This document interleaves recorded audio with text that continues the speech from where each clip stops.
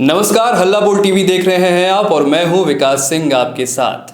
प्रशांत किशोर की पार्टी जनसुराज की एक सीट पर तो जीत निश्चित हो गई है। जनसुराज ने समस्तीपुर से जननायक कर्पूरी ठाकुर की पोती डॉक्टर जागृति ठाकुर को टिकट देने का मन बना लिया है। वही जननायक कर्पूरी ठाकुर जो बिहार के सीएम रहते हुए पहुंच गए थे जमींदार की दाढ़ी बनाने।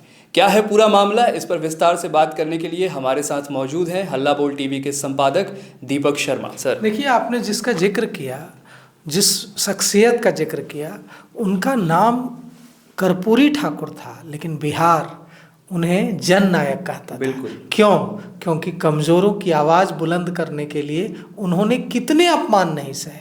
और निश्चित रूप से इसमें कोई दो राय नहीं है कि जागृति ठाकुर समस्तीपुर से अगर चुनाव लड़ती हैं, जैसा कि जनसुराज में जो हमारे सूत्र हैं वो बता रहे हैं कि उनका डॉक्टर जागृति ठाकुर जो जननायक कर्पूरी ठाकुर के बेटे डॉक्टर वीरेंद्र ठाकुर की बेटी हैं, यानी डॉक्टर जननायक कर्पूरी ठाकुर की पोती हैं, उनका टिकट फाइनल हो गया है। वे समस्तीपुर से चुनाव लड़ेंगे। तो ऐसे में उनकी जीत की पूरी संभावना है। क्यों? क्योंकि जननायक कर्पूरी ठाकुर की जो विरासत है वो विरासत अचंभित करने वाली है। आप सोचिए कि जननायक कर्पूरी ठाकुर मुख्यमंत्री थे और जब वे मुख्यमंत्री बने तो उनके घर में जश्न का माहौल हुआ। वे नाई जाति से आते थे, बार्बर जाति से आते थे, जिसकी आबादी बिहार में महज 2% के आसपास है, और वे मुख्यमंत्री बने। और जब मुख्यमंत्री बने तो घर में जश्न का माहौल हो गया। उनके पिता बूढ़े थे, वे जाते थे जमींदार के घर में उनकी दाढ़ी बनाने, नहीं जा पाए। समस्तीपुर की घटना है, उस दिन देर हो गई और बाद में जब देर से पहुँचे तो उस जमींदार ने मुख्यमंत्री के पिता को, उस समय मुख्यमंत्री थे। सर मैं आपको रोकना चाहूँगा, ये उनके मुख्यमंत्री बनने की बात की घटना है। हाँ, मुख्यमंत्री बनने के बाद की घटना है। मुख्यमंत्री के पिता को देर से हजामत बनाने आने की वजह से देरी के लिए जमींदार ने बेत से पीटा था। उसके बाद पूरे बिहार में बवाल मच गया था और पुलिस ने जमींदार के घर को घेर लिया था और सबको लग रहा था कि अब तो जमींदार गया। लेकिन कर्पूरी ठाकुर उस्तुरा लिए और अपने घर से उस्तुरा लेकर जमींदार के घर पहुंच गए, हर रोज की तरह। हाँ, और पहुंच गए मुख्यमंत्री रहते हुए।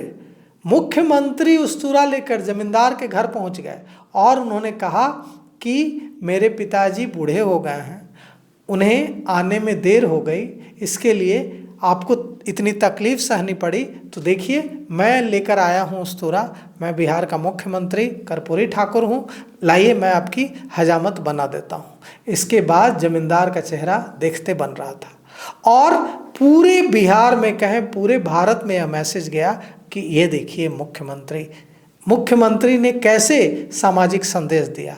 क्योंकि सवाल उनके पिता का नहीं था कि उनके पिता पर बेत पड़े थे, उनके पिता की पिटाई हुई थी, मुख्यमंत्री के पिता की पिटाई हुई थी, यह सवाल नहीं था। सवाल यह था कि उन दिनों जो सामंती सोच थी बिहार में वो ऐसी ही थी कि दबे कुचले वर्ग के लोगों को बराबरी का अधिकार नहीं मिल पाता था। तो यह मैसेज दिया मुख्यमंत्री ने और उन जननायक कर्पूरी ठाकुर की पोती डॉक्टर जागृति ठाकुर अब जनसुराज से समस्तीपुर सीट से चुनाव लड़ेंगी।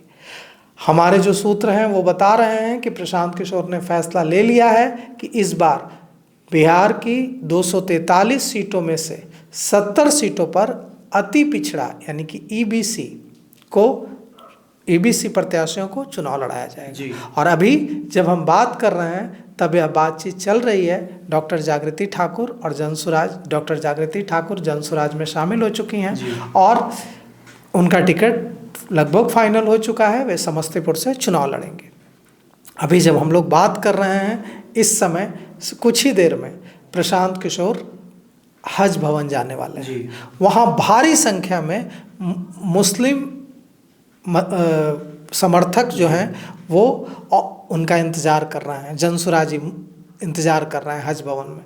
और आज जनसुराज के प्रदेश महासचिव सरवर अली ने बताया है कि बड़ी संख्या में जो अकलियत के लोग हैं, जो अल्पसंख्यक समुदाय में प्रभाव रखने वाले लोग हैं, वो आज जनसुराज की सदस्यता ग्रहण करेंगे। और सरवर अली ने बताया है कि इससे सीधे सीधे जनसुराज की ताकत दिखेगी कि अल्पसंख्यकों अकलियत के बीच जनसुराज कितना पॉपुलर हो रहा है।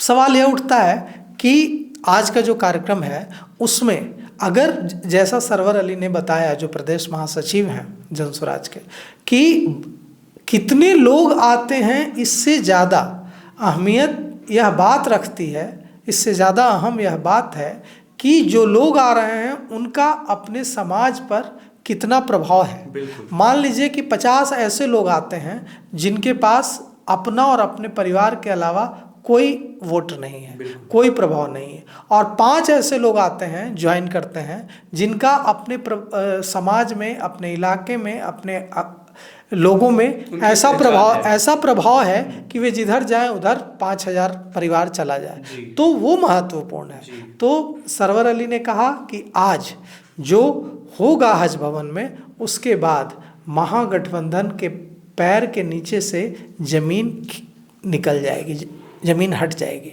और जमीन खिसक इसलिए जाएगी क्योंकि महागठबंधन की पार्टियां, राष्ट्रीय जनता दल, कांग्रेस, अब तक सरवर अली ने कहा कि महागठबंधन की पार्टियां अब तक यह मानती थी कि मुस्लिमों के पास ऑप्शन ही नहीं है, वो भारतीय जनता पार्टी के साथ जाएंगे नहीं, वो अपना उन्हें कंफर्म्ड वोट बैंक समझते थे, ग्रांटेड लेते थे कि जाएंगे तो जाएंगे कहाँ, वोट तो हमें ही देंगे। लेकिन अब मतदाताओं के पास, अल्पसंख्यक मतदाताओं के पास, अकलियत के लोगों के पास सरवर अली की माने तो प्रशांत किशोर का ऑप्शन आ चुका है। और सरवर अली कह रहे हैं कि आज हज भवन में ताकत दिखेगी कि अकलियतों के बीच, अल्पसंख्यकों के बीच प्रशांत किशोर की ताकत कितनी मजबूत है।